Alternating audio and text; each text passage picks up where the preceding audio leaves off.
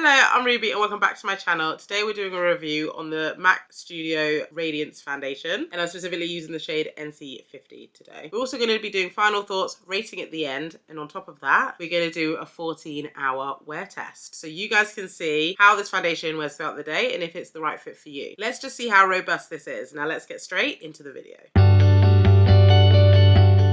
Also, just quickly, you'll see the lighting in my video looks a little bit bright. Yeah, I got this new camera and I'm not really 100% with it, so I accidentally had it on some wrong settings, but we're back now. So please excuse that. But the video is still amazing and perfect. So let's go in with the MAC Studio Radiance Serum-Powered Foundation in the shade NC50.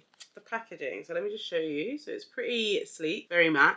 We love black packaging. We just open up. It looks quite small, to be honest, compared to, I used to use the long wear one, and even the long wear one now, I believe it's quite short, but when I used to have it, it was probably this high. It was quite long and quite wide, but I haven't seen that in years. Maybe they making cuts and they knew they could sell less foundation for the same price or more. Anyway, this is the packaging. It's very cute. MAC Studio Radiance Serum-Powered Foundation. I love how it looks. I love the gold.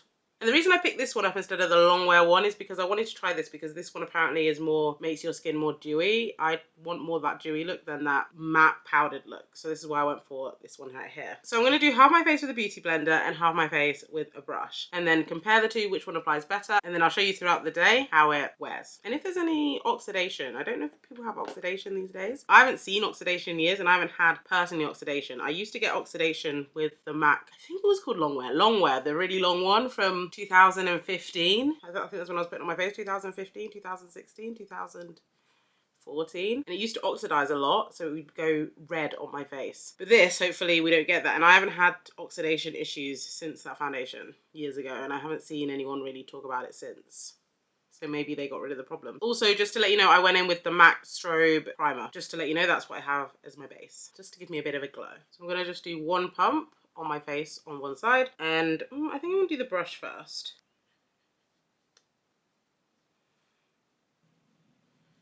What do we think? It seems quite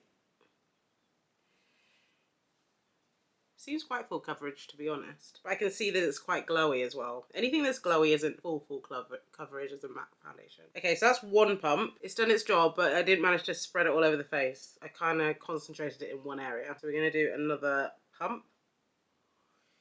Okay, before it went on my eyebrow. And do it on the chin, around the mouth, on the nose. Honestly, that applied really nicely with the brush. This is giving a brush foundation. This is it, one half of the face. It's very natural looking, I would say. Now let's do the beauty blender on this side. So we'll start with one pump. Just pat that in. Okay, so I'd say with the beauty blender, it's definitely easier to get more product across the face. It's easier to spread it. Yeah, look.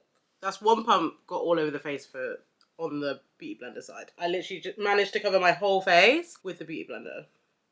Well, not my whole face, the half of my face. Whereas with the brush, I'd have to pump it twice to get the exact same result. So I'd actually say the beauty blender's a better option if you're applying this foundation on your face and you want to get the most out of the product. So it's a cleaner finish overall with the beauty blender side. So I take back what I said about it being a brush foundation. It is definitely a beauty blender foundation. I would say overall for me, the foundation looks right now, very glowing, very almost natural as well. I quite like this dewy effect. It's a very smooth foundation, easy to spread, easy to move around the face. But I would say definitely better to apply it with a beauty blender to get the most out of the product than a brush. The brush, it's harder to spread around and it stays quite stagnant in one area, whereas with a beauty blender you can dab it and it moves. Because it's a softer, more liquidy, more runny foundation, it's easier to move around, but it still does give you that coverage you want. And let's just check if it's buildable. So I'm going to put another pump of the beauty blender side and see if it's buildable, if I can get fuller coverage.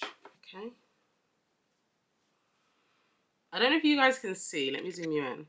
I think it's definitely buildable. This side is more full coverage than this side, and this side had the two pumps, but it was with the brush, so I'd say that's equivalent to one pump on the beauty blender side. But the beauty blender side has two pumps of it on that right now, and I'll check if it was buildable, and it is definitely building on my face, so it's definitely a buildable foundation.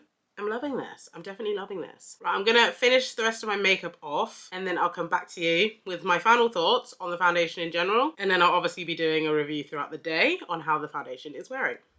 Hey guys, I didn't post an outro on my final thoughts, which I was going to do because I had to rush off for my work day. It started at, I think it was 8:30. I got there at 8:50 and I had to leave the house for 7:30 and my camera ran out of charge. So it was just a whole situation. So I didn't record an outro. But final thoughts on the foundation, it blended really, really well with my other products. So I'm loving how my makeup's looking today. It's quite a soft look for me, to be honest, right now. And the foundation is full coverage. I've had loads of compliments today as well on my foundation, people saying that my makeup looks like it was done by a professional. My lip gloss has kind of come off. I'm gonna reapply. Yes, so currently my makeup has been on, I think it's, oh, I don't know what time it is. So the time is 3:15, 10:03 actually, but almost 3:15. And that means my foundation's been on since, so I put the foundation on around 6:30, 7, so let's say 7 o'clock. 8 hours. This is 8 hours wear. Like, look at it, guys. And I've been outside, it's been hot. We've been basically almost in a greenhouse kind of environment. And I've eaten in this makeup. I've drank drinks in this makeup, not alcoholic beverages, but drinks. This side is the brush side, this side is the beauty blender side. So it actually looks really good. It literally looks like it's only been on there for like a couple hours. So this is like a full work day it's been on. But I've got this tiny little smile line and it's rubbed off here because of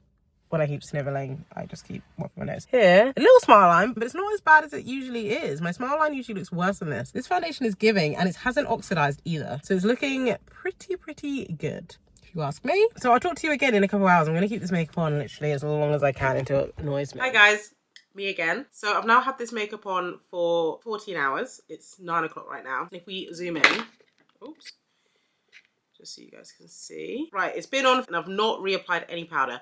The only place I reapplied powder was around my mouth because I kept sneezing. So I needed to use tissue, so I needed to basically reapply some powder. But around my whole face, I've not reapplied any powder. So this is the foundation, and this morning when I put my powder on, it has got a bit greasy around the top. Obviously, it's been 14 hours and it's not that bad. It's pretty good. It's just more like a glow, I would honestly say. And around my cheeks area here, around my, I guess, T-zone, it has also got a bit oily. Just to zoom in a bit further, you can see some has come away, but that's just for me moving around today. Like I said, I've been sneezing. Honestly, it looks pretty good for how long it's been on. And that smile line has kind of disappeared because I put some powder on again around my mouth. So I did have a smile line. That's the only dent of the day. Apart from that, it's just been oily and it's sat really well, and people thought my makeup looked amazing today, and I will honestly say the foundation was part of that, and myself. I love this foundation. I would honestly recommend to anyone, especially if you're starting out and just need a staple foundation that you can play around with. You can do more of a soft look and you can also do more of a full coverage look with this. It applies really well with any type of application, and it blended really nicely with all my products today. And it hasn't oxidized. I've loved today. Usually my smile lines are so much deeper and so much worse, but this one has really almost like adapted and moved with my face to the point where I haven't really got smile lines. All my foundations, I love all my foundations. I always give a good score, but honestly, this is a 10 out of 10 foundation for me. MAC is a staple anyway, but on top of that, this more radiant, dewy foundation is the perfect fit for them. Usually they have more of a matte kind of look going on, or like full coverage. This is a lovely addition to their family and I love it. Let me know if you've tried any MAC foundations and if there's any other foundations you'd like me to try. I'm Ruby and thank you for watching, and I'll see you in the next one. Bye!